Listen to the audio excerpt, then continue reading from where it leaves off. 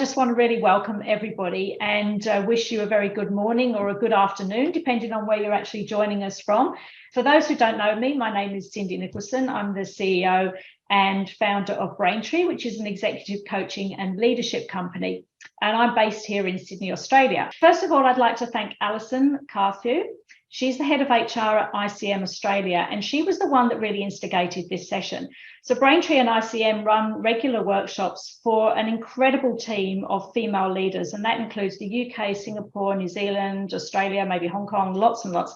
And it was Alison who actually inspired us to run this event and to extend it to this wider area of our networks so that we can give a greater perspective on this particular topic. So I'm absolutely delighted to let you know, of course, that we've got more than 70 people here today. So you're in for a real treat. And having held a brief session with this incredible panel, there's going to be a lot of conversation ahead. So to ensure that we maximize our time with this incredible team, I'm just going to give you a headline introduction. We have Simone Clarke. Simone is an incredible woman, as are all of our panelists. She's the CEO of United Nations Women's Organization. We also have Siobhan Casey, Chief Growth Officer with the Australian Computer Society. So she focuses on a lot of the scale-ups and innovation labs with ACS. And we've got Dani Matthews. Dani, hi. She's the Chief Impact Officer at Abundium. And finally, Anna Gladman, Chief Executive Officer of NIB Travel. So welcome to everybody on our panel. I'm so excited and so grateful for you to be here.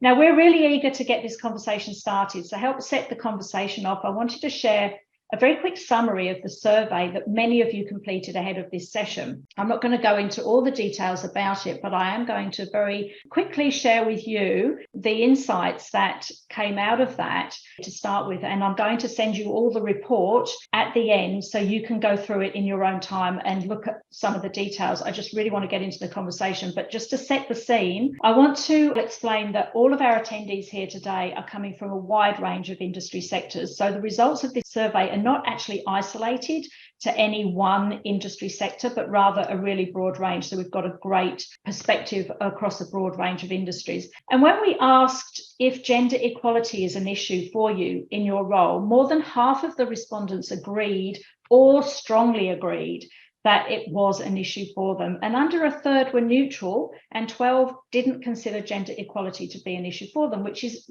12%, which is really quite interesting stats. But for those who did report an issue, the most common areas were in gender pay gap and promotion and advancement opportunities. And then when we looked at the feedback across those areas where you'd like to see most action taken, strongly desired were implementing policies and procedures that promote equal pay for equal work, regardless of gender, and encouraging women to apply for leadership positions and providing mentorship and support female employees to help them advance in their careers. So very heavily focused there around that leadership and gender equality in the pay gap.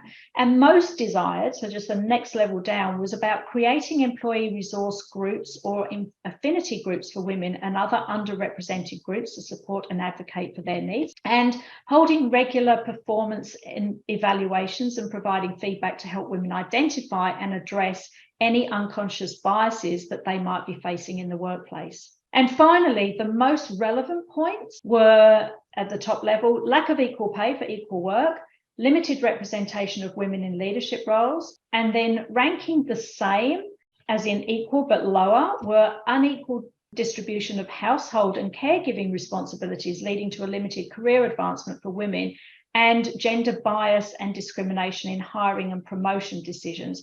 So clearly there's a theme that is emerging from this data around the lack of equal pay and opportunities and gender bias around hiring, promotion, and career limitations due to household and caregiving responsibilities.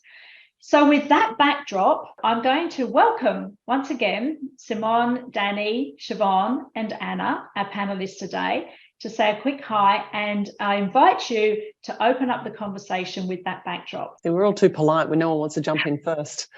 Thank you, Cindy. You've introduced what role I have. I have worked in multiple different sectors: hospitality, logistics, warehousing, worked with Guinness, a secure company, run broking with the ACS, and I did say when the panel got together last week, I have a little bit of a different lens, and this is just my lived experience.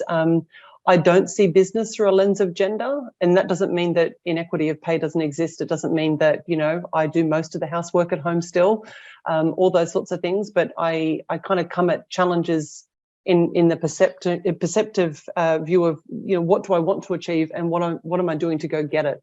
I don't wait for doors to be open, definitely. I go down and find out what I want, and I've always been quite intentional about those sorts of things. So happy to answer and talk to those sort of ideas, but over to my other panellists. I did say before we got on the call that we won't be short of things to talk about. So thanks so much, Cindy, for the opener, and also the participants for sharing your feedback and certainly giving us some guidance around the things that are driving you. I think just in terms of a couple of context setting things, and thanks, Siobhan, I think you bring in a really interesting lens to what I consider to be two sides of the same coin, which is not only our operating environment and the barriers and constraints and challenges, but also what we as women and individuals can do to actually address that and look at the lens of work and life through certainly our own lived experiences, but also the systemic structural environment within which we're working.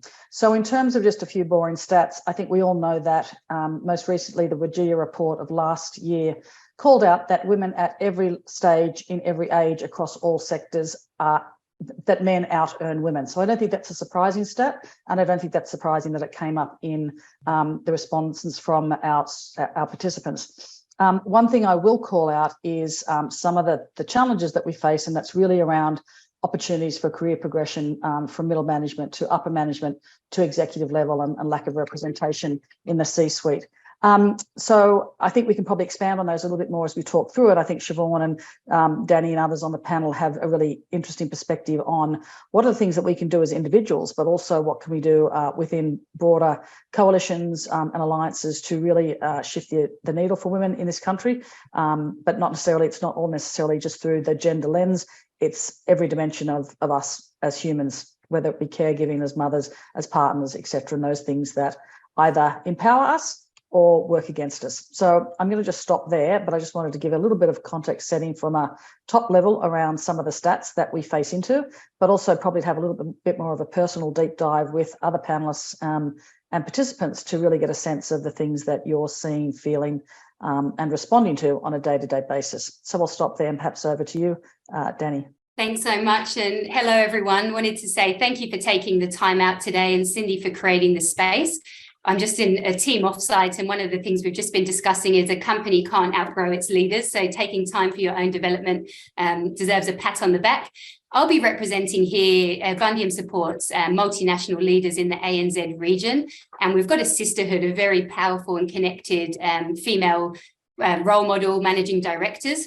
And I actually crowdsourced today some of their suggestions on creating a fair and equitable workplace. So I'll hope to represent their voices as well as my own. But just a quick insight, I'm a mum of 2 little boys, and a grassroots question I noticed, Cindy, on the survey around what do we need to do at grassroots level. And I think sort of, the pipeline from preschool age is really important. Creating opportunities for young girls to participate in sport, coding camps, and giving them opportunities to jobs that are growing, but also for young boys. I took my boys to the Sydney FC women's game on the weekend, and I want them to see, amazing female athletes and leaders, and that's just the norm for them. So I think it does start at that grassroots level as well. I'm really excited to have this conversation and share some learnings and ideas with you all today. So I'll pass over to Anne. Wonderful to be talking about such an important topic. I've worked in the insurance and financial services industry for many, many years. I won't divulge how many, but you can probably look it up on my LinkedIn profile. But in that time, what I've seen is, I remember one of the first, senior functions I went to in the insurance industry, there were 3 women in the room, and now you go to the same sort of function and it's pretty close to 50-50. And so I've seen massive change, but you're right, when we look at the statistics, we still see that women are paid significantly less for same roles, same type of roles. We see women don't have the same opportunities in the same types of role, particularly the commercial roles as well. So I think it's a really important topic that we continue to look at about how do we continue to take that journey, because we're not there yet and we've got a long way to go. Particularly on the statistics. So I think everything we can do to help us continue that journey and not rest till it is balanced is a great thing. I don't know if anybody would like to comment on that, but in terms of, following the same theme, one of the questions that came up in our survey earlier was, according to the latest stats from WGEA, we've stalled on closing that gender pay gap, and also in the number of female CEOs in Australia, which I think stands at 22%, if I'm not mistaken. The question is, what will it take to make a significant lasting change on these outcomes? And obviously conscious that it's a great task to move the Titanic. Simone, what are your thoughts on that? Well, it's an interesting construct, because I think one of the things that I constantly reflect on is the fact that the workplace 30, 40, 50 years ago was largely constructed by men for men.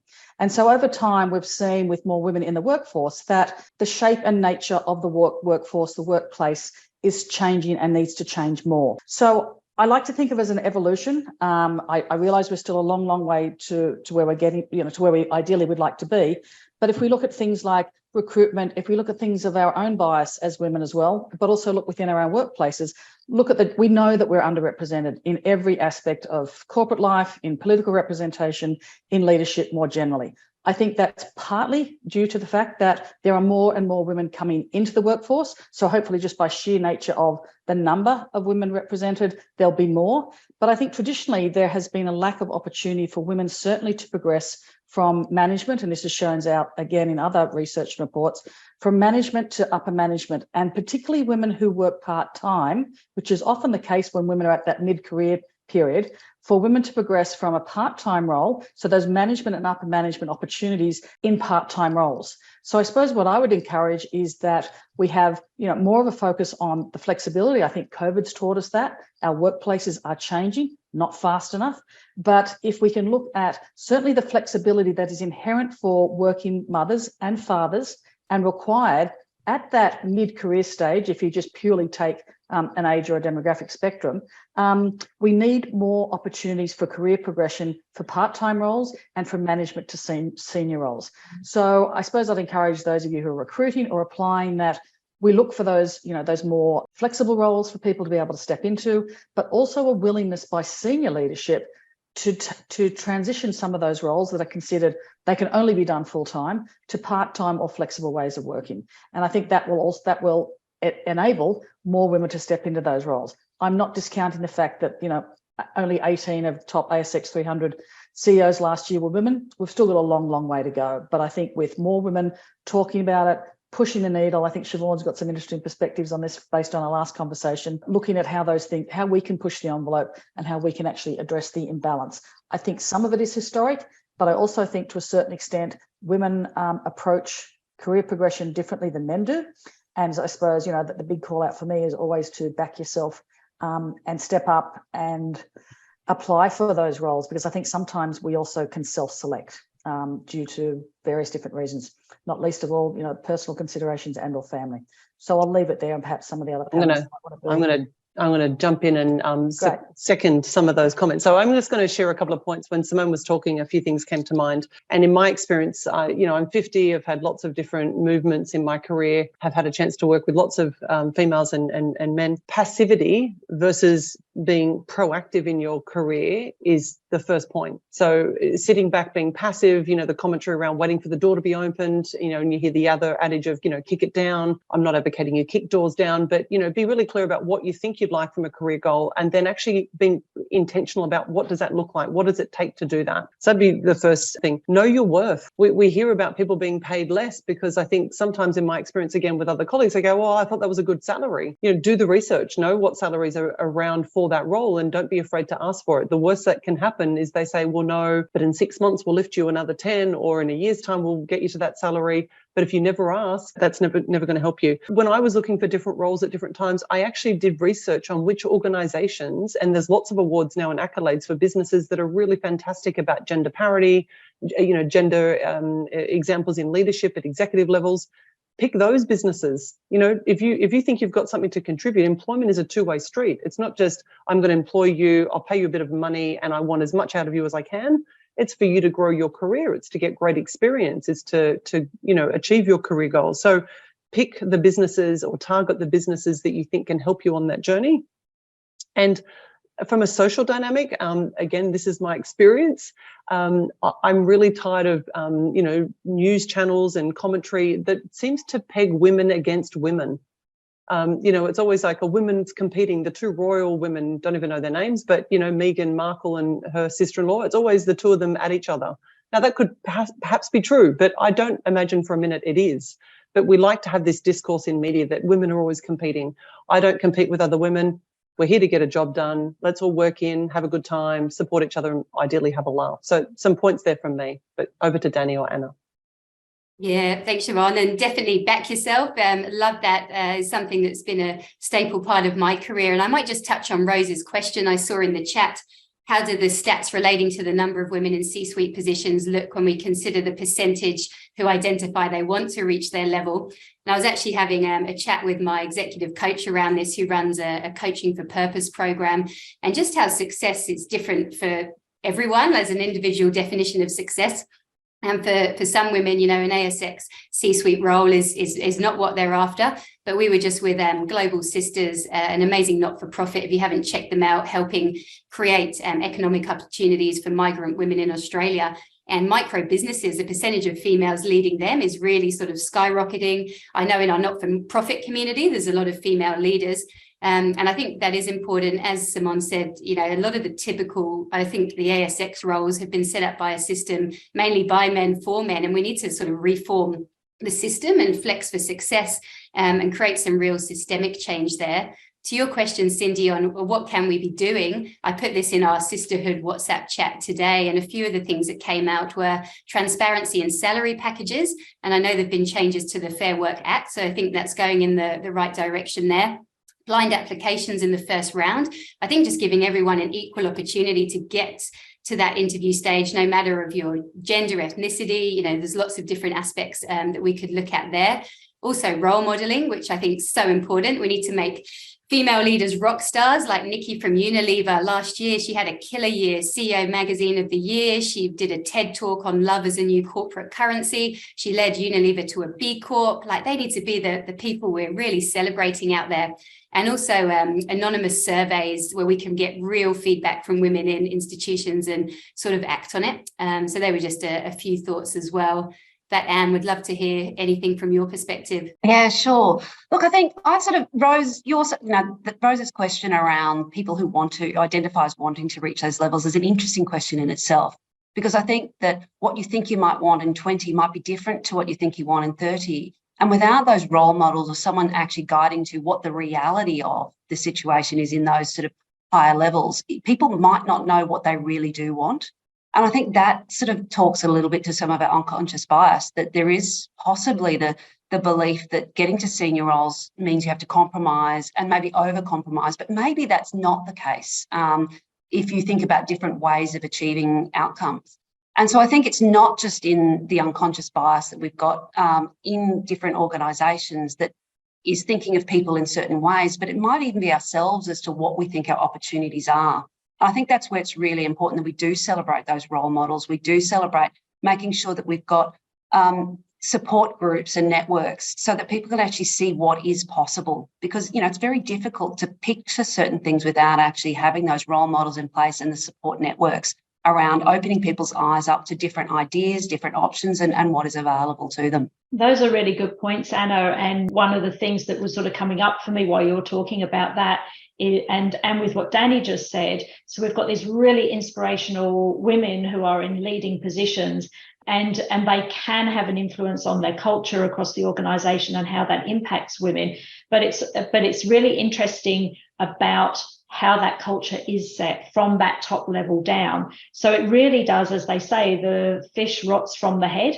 So it really is about how do we set the right belief systems and culture that then perpetrates through the organisation to create that balance. Wonder what the panel views might be around that. Okay, yeah, look, I'm looking at some of the comments around, being a primary caregiver in a home and the impact that has on careers. And, I'm a mum of two girls, 16 and 14. It's definitely a challenge, a balancing challenge. I think there's a couple of perspectives that come into play. I mean, I knew when I was very early in my career that I wanted to be a CEO or, equivalent C-suite director, probably earlier than most. So I was very confident that when I was thinking of having a family down the track that I needed to have that supported. And what would that look like? Some people come late to that decision and then they haven't maybe had that conversation with their partner, so it's hard. And equally, I've seen people on resumes after they've had some years off with children, finding themselves having to say they were consulting for 3 years and putting other things in as, rather than saying I was parenting for 5 years. And, I've been a parent and, there's lots of skills involved in parenting, particularly patience. So, there are some life skills that you develop and you can contribute, but people feel overtly uncomfortable. So I have seen people get success by saying, I've had my own consulting for a couple of years, doing the odd job here and there, which with some skills and experiences on gig economies is practical. It may not have been a 5-day-a-week opportunity, but they still kept their hand in the game. So I think there again, you need to think through what that could look like for you, if it's 5 years or 4 years, and obviously if you have multiple children. And I thought the comment before from another attendee was great. That sense of it was wonderful that her partner was able to take that time as well, which I think is becoming more and more common. But obviously we all, have bills to pay, and obviously it's derived sometimes by who perhaps earns the larger salary to pay mortgages, etc. Yeah. And look, sorry, Dani, you go. You go, Anna. I was just going to say, I think that is also the other thing that, we need to be realistic about as well, is that if you want to take a significant career break, and, that does mean that there is a gap in skills and there is a gap. And so it's about really being realistic about how you close that gap. What's the plan to close it? Being really proactive with saying, okay, here's how if I want to be able to catch up, there are areas, I think, and there's opportunities for people to be able to do that through either part-time, other opportunities, or emphasising things that they're doing through, learning through those periods of time. And I think that's where we really need to actually have people and role models and support networks where we can actually talk about how we can represent those skills that we've developed, how you can then also continue to build those skills during those period of time if you do want to get back into into a career after having a significant break. Thanks, Anna. And that links to what I was going to share. So I was having a cycle with some girlfriends this morning. We cycle every Tuesday and share sort of career tips with each other and just a support network whilst we're powering up the hills and trying to get fit as well. But we were talking around that sort of junction that a lot of women get to if they do want to try and start a family. Is it going to impact their career? And one lady was sharing, wasn't sure, and travel plans. And I should have sort of shared from my experience.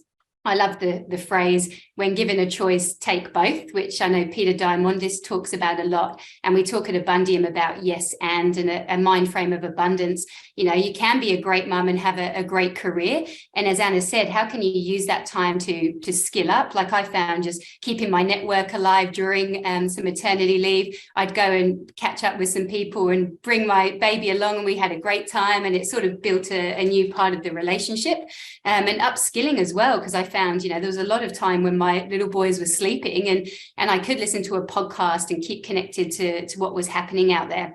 So I really think not getting completely disconnected during that time is, can be really beneficial as well.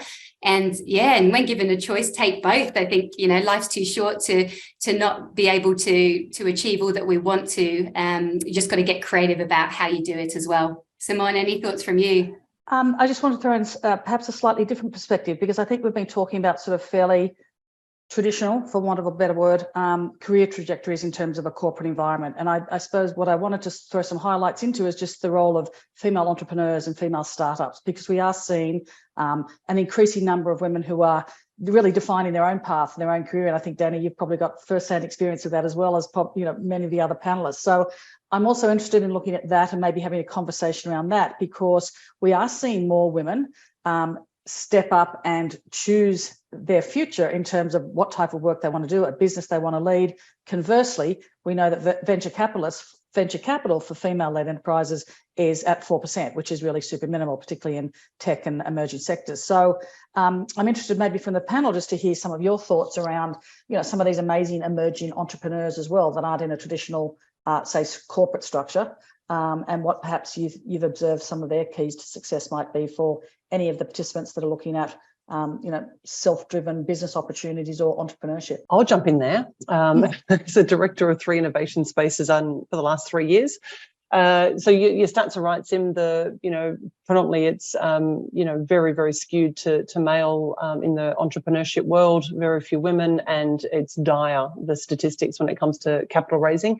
Notable, example would be Sheba founder, who basically raised 3 million in crowdfunding because the VC channels were not showing her support that she wanted. And she closed that biggest round and closed it in, less than 10 or 20 days or something. It was outrageously great. But, in my experience, my job in that space was around providing advisory coaching to founders using tech to solve a real problem. And, what's the right language? I mean, there's a real sense of what problem are you solving, a real sophistication about having that beyond your lived experience. It has to be a holistic problem in the market. And the way you're solving that to be, holistically solving the problem you've defined and having some market validation behind it. I had lots of experiences where people were passionate about doing their own venture, but I think that lacked the requisite sort of rigor before giving up their day job. I met one woman actually said, "You're nowhere close to starting your own venture. Go back and she said, "What's your advice?" I said, "Go back and get your job back." She'd literally given up her job and she was a single mum. I was like, get the paycheck coming back in again until you've cooked a bit further in the thinking process and validation process. So we've had innovation spaces for about 10 years in Australia. So it's getting beyond, we traditionally talked about startup, scale up. We talk now in emerging tech is who we support, because I think we're beyond the stage discussion. But I still think there's and we talked about it all in this conversation, a lack of women leaders doing things in certain particular spaces to know where to go or who to look up to. I think, again, I would do the research and find perhaps some notable people in the innovation entrepreneurial space, whether that be an entrepreneur or an advisor or, people that have worked in the space, to just seek some real counsel. You really need to do your research. The attrition rate is horrific in relation to business ventures being successful long term, and it does, absorb every inch of your life for a number of years. So balancing work and a family with a weekend off is one thing. Balancing an entrepreneurial venture, which is, all-consuming, passionate, but is quite full on. I'd also add to that is I think it's wonderful, though, that there are multiple paths that people can take. But it echoes Siobhan's sort of areas that I think sometimes people don't have enough visibility of what it means and what the consequences are, what the skills are that are needed and things in some of these other alternative paths. And the area that, I'm really passionate about, is continuing to make sure that everyone builds that commercial knowledge about how a business is run, particularly if you're in businesses. I think, it depends on your role, but if you're in a commercial venture of any sort like that, they're even not-for-profits, understanding how profits are made, how you generate profits, what's driving the profits, that commercial knowledge is a critical path. And I don't think everyone gets that grounding that actually helps them in their journey, because it's very, very difficult to get to senior levels without having a very good in-depth knowledge about how businesses make money, even if it's to generate it for not-for-profits. And I think that's an area we don't spend enough time on with everyone in their careers, of making sure they get that really good grounding about how business works. Well said, Anna. And building on Global Sisters, who I mentioned, so Mandy Richards is a great example of a female entrepreneur, and they're talking to UTS as well about creating a female entrepreneurship micro-credential. And I just think that would be such a great idea to have that sort of foundations of cash flow management, how you read a P&L, and then matching corporate leaders like Nikki from Unilever, who I mentioned, and Sandra from Nestle, with these micro business owners to mentor them and rise them up. And we had an amazing example of a Vietnamese refugee who, now has a mortgage. She's employing 3 other women, and she's just transformed her life. And if we raise sort of women out of off the welfare system, we can really have a systemic change. So I'll keep you posted if the UTS micro-credential for females comes off, but I think that would be a great step. I'm just wondering if we've got any questions from the audience that they'd like to pose around the topics that we've just spoken around. We were just talking about knowing your worth from Siobhan, looking for organisations that advocates for gender equality, providing those sort of advisory and coaching services to founders, particularly in that tech space, to help them with the VC raising. Has anybody struggled with any of those particular areas that they want to be able to bring to the group? And I'd be cheeky and bring in a participant. I just saw Christina Rivers, who I cycled with this morning. Christina, who's doing amazing things with her own business, raising girls and amazing cycling challenge. Do you have any thoughts, Christina, from listening to the conversation or questions for the panel? Thank you, Dani. I was admiring everything that you have all said so far, and what you were talking about just then around how you're giving back with that micro lending program. Maybe the other panelists could talk to some of the points in what they're doing and the initiatives to give back and make a difference in this area as well. Always keen to be inspired. Yeah, I'm happy to jump in. I think it probably starts with where I started with, in the fact that I don't see business through a lens agenda, but when it comes into entrepreneurial ventures, which I'm super passionate about, I'm an advisor on about 5 things where I get a small amount of equity to provide my sweat equity in relation to my knowledge, contacts in certain sectors, how to help sell the product, improve the product. So that's part of what I do in addition to my full-time job and parenting.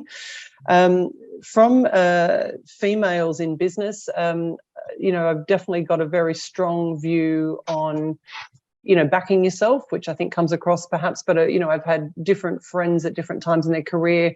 One woman that I knew was trying to have a family with her husband, and she was offered a promotion. She said, "Oh no, because I'll be having a baby soon." And I sort of said, "That's fantastic, and it's great you want to have a family, but we're really good at turning our reproductive systems off. We probably should wait till you're actually pregnant and having that baby before you say no to stuff. So maybe you could, maybe you could do both." And I'm a big advocate of sponsoring women in the business and making sure that, women's interests, knowing what the female colleagues, particularly not just female, but also the men in the team, but particularly female that look like they're keen to advance their career, taking that time to chat with them outside of my areas of responsibility, 170 odd staff at ACS. I pretty much would be confident saying I know most of them and where they want to be in their career, and I definitely try and influence that for them if I can. Secondment opportunities, small projects, definitely a good way or pathway from my experience. I have a degree in hospitality and a degree in HR, and I moved into operational management through project management work, just taking on bigger and bigger projects and then into a COO role. So that's a good pathway for my background, and I try and offer that to other women as well, or encourage that at least. Yeah, thanks, Christina. Great question. For me, it's about making yourself available for a lot of different people. One, keeping an eye on your own teams, the broader teams, looking out for talent, and making sure that you're actually tapping them on the shoulder, challenging some of their norms. Like it's amazing what a conversation can do where someone thinks that they're thinking a certain way, and just asking a question a different way can open their mind to a different way of thinking. So I think, making yourself available for mentoring, conversations, chats, but also make yourself available these type of activities, networking across the industry with senior women as well, and checking in with them is really important for me to make sure that we're all sort of championing that voice. So I think there's a lot of different ways, everyone at lots of different levels can help contribute to the future, and making sure that we are actually continuing to look for change and make sure that we're not happy with where we are now. And that's really important to know that we're not there yet, and we can't be happy. It can be great to celebrate, here's how far we've come, but we can't just keep sitting here and say, but that's enough, because it's not. So yeah, great question. I think we've all got to hold ourselves accountable for making sure that we're helping that journey and continuing to develop it. Absolutely, Anna. And just to echo those comments, I suppose when I take my UN Women hat, I look at also the comparators between women in countries like Australia, and if you then consider women in developing countries across the Pacific and basically across the world, the opportunities and or operating environment obviously differs significantly depending where you are. So the challenges for women in the Pacific who are looking to become more entrepreneurial can be as simple as, do I have enough grain to be able to plant seeds, to be able to then take to market the produce and to be able to earn a livelihood for my family.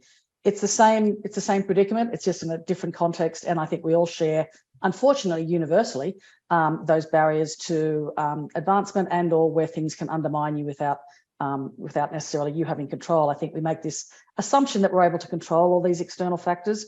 And when I look at, women farmers in the Pacific, they certainly can't control what's happening in terms of climate change, nor can any of us really. So I think it's also knowing what's in your control and what's not. And I think also, Anna, your point about being mentors and mentee and finding and being, and looking for mentees as well is a really important one, because one of the things I'm constantly surprised by is when you have conversations and you open up, and I do a lot of this, particularly just with, I have 3 20-something children, young adults, 2 of whom are young women, and I'm invariably talking to their friends about their career progression and just things that anecdotally just kind of come off my tongue.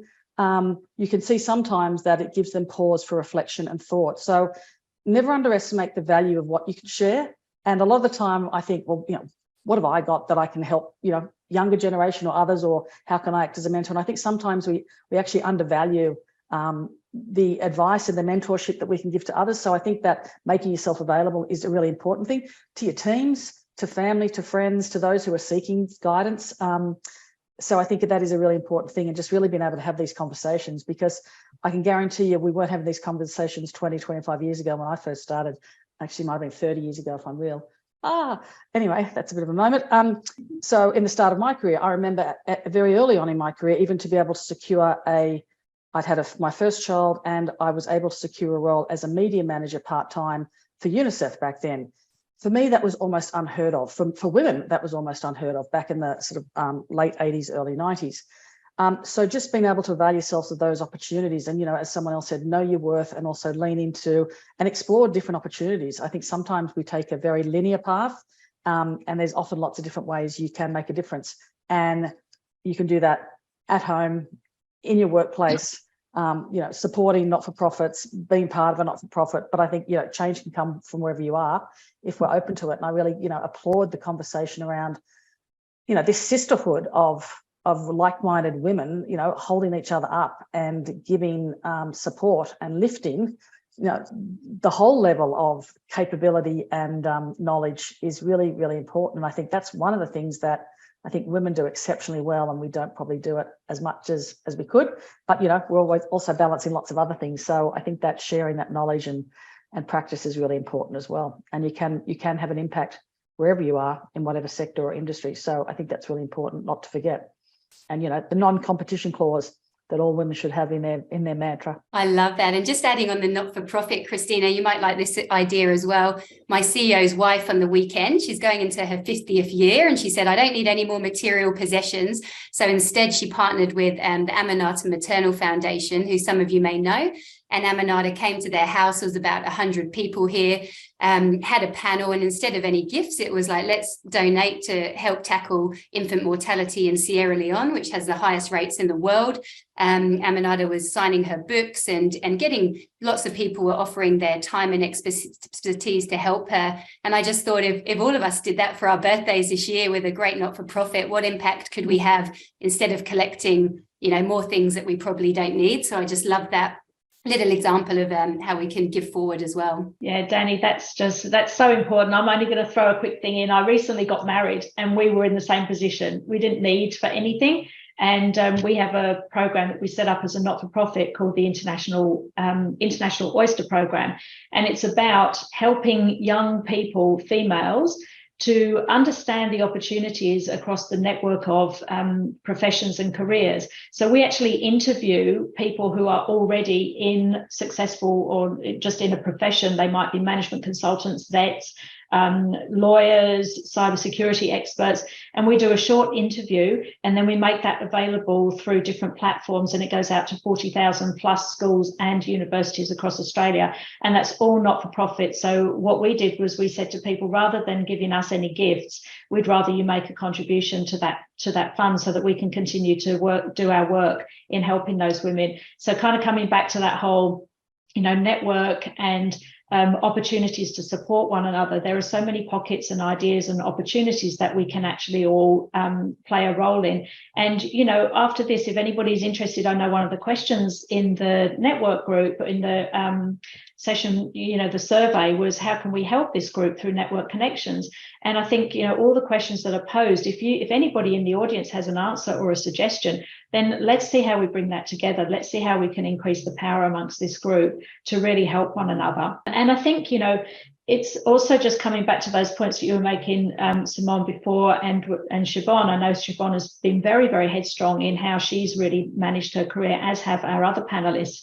But, recently I was coaching a lady who had was just about to go on maternity leave for her first child.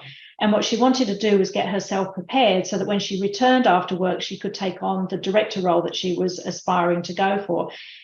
So we did that. We did all of the work that was required for that. And she's now actually about to have her second child. But in between that, she's now, given up the update on LinkedIn that she's now taken that director position. So that was a combination of a few things. It was about her taking the initiative to take ownership of what she needed to do to improve herself and her own skills, but also she worked in an environment where there was a lot of support, whether that was from internally in the organisation or from her peers and networks extending that. So I think that's really important. And Simone, you see all the stats that come through around gender equality, and United Nations Women's Organisation alone can't make all of those changes. It takes it's like when we talk about raising a child, it takes a village to raise a child, and it takes a community to make a movement and a change. So I encourage everybody to really step forward and try to sort of do something in that particular space as well. Any of the panelists got any thoughts or views around that? Just a reflection on your commentary. I've heard a lot in my career, you're really ambitious. You're a real career go-getter. I'm like, sure. Okay, is that something I should be shying away from? It's almost like when men say it to you, it's almost like they're kind of nervous that you seem to have an aspiration that seems to be higher than potentially their view of your standing, which I've always found amusing. So that's one thing to think about. Don't let others dishearten you. I'll give one quick anecdote before we finish up. But when I was at Woolworths in their supply chain division, I started in a national HR role and was moved into a change management role. And I did 2 different projects for about 8 months. And then the program manager said, I need someone to run the design, build and implementation of a 1/2 kilometre long warehouse. I need a project manager. Do you want it? And I was like, yeah, sure, love to do that. Every one of my peers were men, engineers. I was a chick with an HR degree.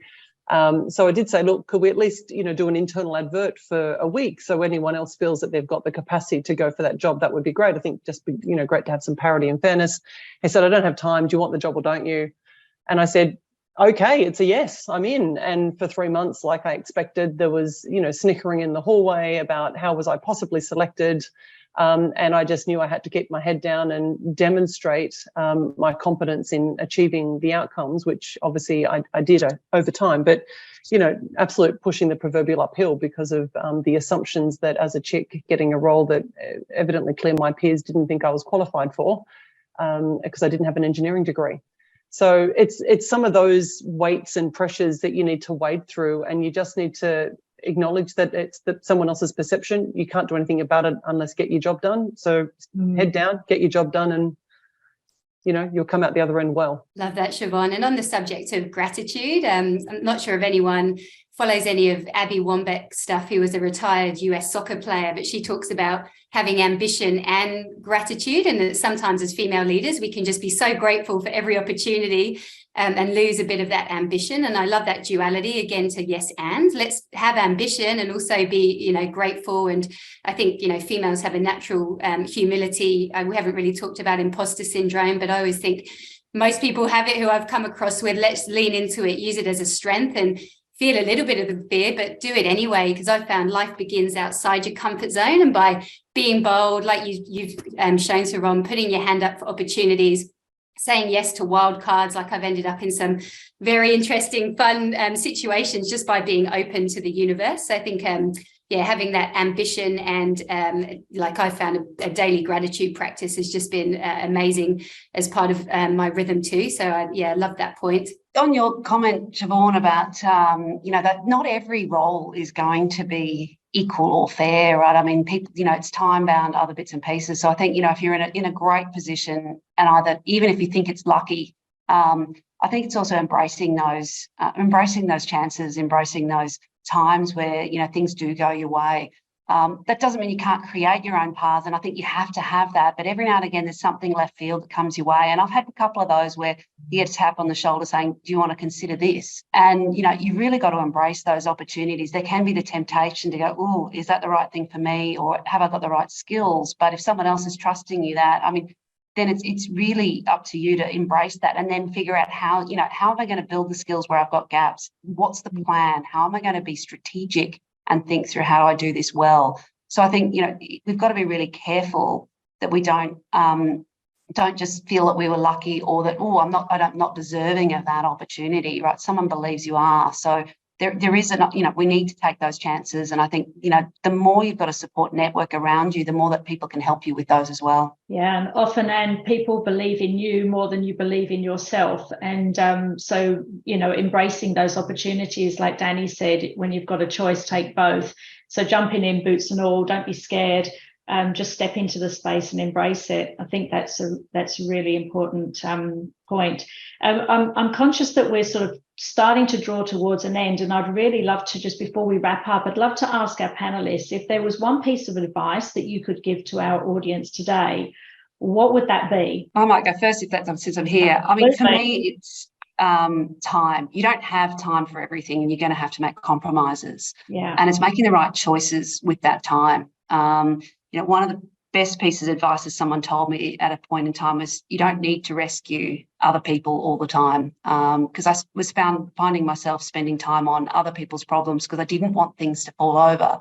And sometimes, I'm not saying it's not always the case that you don't want to do that, but sometimes that's at the sacrifice of your own performance or your own outcomes or your own personal life or other components. So for me, one of the big lessons was I can't do everything. I'm going to make compromises, making sure that you're spending that time when we are compromising in the right areas, and that you're satisfied at the end of the day when you look back that was the right call and you were happy with that call. Yeah, couldn't agree more. And I think, you know, sometimes we don't set ourselves up for compromise. It's the, you know, we can have it all, yes, but maybe not at the same time. So I don't think, you know, it's a binary proposition in any way, shape or form. So, but I think also, you know, be kind to yourself, because I know I spend a lot of time trying to be all things to all people, including my family, and invariably there are concessions that are made along the way.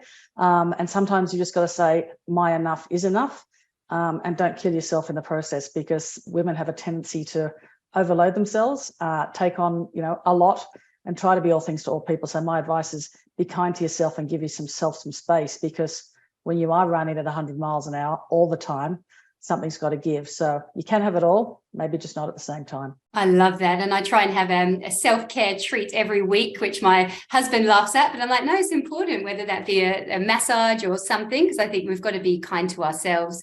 Mine would be, I've actually got it on my necklace, enjoy the journey, which is something my auntie paid forward after building 2 companies and successfully exiting. She said, you've got to enjoy the journey. Otherwise, you know, there's not much point. There's going to be bumps along the road, but be present. Actually, one of my best purchases recently was a watch from Etsy, which just says now on it. So on the weekend, I try and wear that when I'm with my family. And what's the time? My 5-year-old said, I say now. And then he started saying that. And just to be present with the people you're with, you know, the person in front of you is the most important person at that time. As John Kabat-Zinn says, we only have moments to live. And I think for me, just developing a practice of mindfulness and trying to enjoy the journey would be my best career lesson to date. Amazing.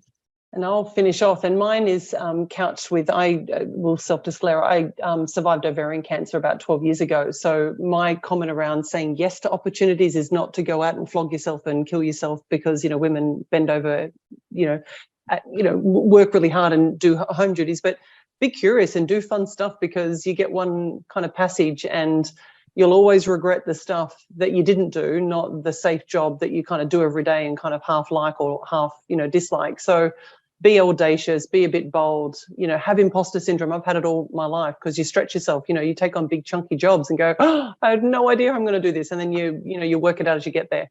So that would be my advocacy, and yeah, have fun. Oh, that's amazing. They're great. I've captured all of those key points as well, and I'll make sure I share them with everyone. And in terms of capturing everything, obviously they were the questions that came through on the survey. There's been quite a lot in the chat box. We'll capture all of that. and make sure that we share it with everybody. So we can all offer our responses and support as a group, which would be amazing. We can share that obviously after this event. So, thank you everybody on the panel, our attendees, our supporters, everyone who's been part of this amazing conversation. Now, one last thing, for any of our regulars who come onto our webinars and workshops, we always leave with something else to give away. And I had something really, really amazing in store for you today, which I'm still going to share with you. But what I have heard during this conversation is a lot of talk about the imposter syndrome. And we actually do have sessions that we run around the imposter syndrome, and we do have recorded webinars. So if anybody's interested in being signed up for that, I can give you the link. I'm happy to give that to you. Go through it, play it at your own time. It's really, really powerful. So I invite you to just let me know if you'd like to do that. And the other thing is, we've got International Women's Day coming up, and a few things that I picked up in the conversation, particularly Siobhan said, look for organisations that are advocates for gender equality. Anna said that she recommends that we need to get in touch with the in-depth knowledge on how our businesses run and how they make money. And at Braintree, we've got a New Age Leadership Foundation program, which actually teaches leaders all about the non-conventional aspects of leadership. And those modules include things like diversity, equity and inclusion, gender equality, ESG, all the things you need to do about skills retention and so on. So we have actually decided that for International Women's Day, we're going to offer a scholarship to 10 people to be able to register for that scholarship. I've just dropped the link in the chat box there. We'll put it in the follow-up. We will be putting that to the board for assessment as to who can qualify for that, and we'll announce that on International Women's Day. So I think that's really exciting. It's really going to help a lot of women here today and men really to sort of build the key nuggets in the areas that we need to understand in leadership.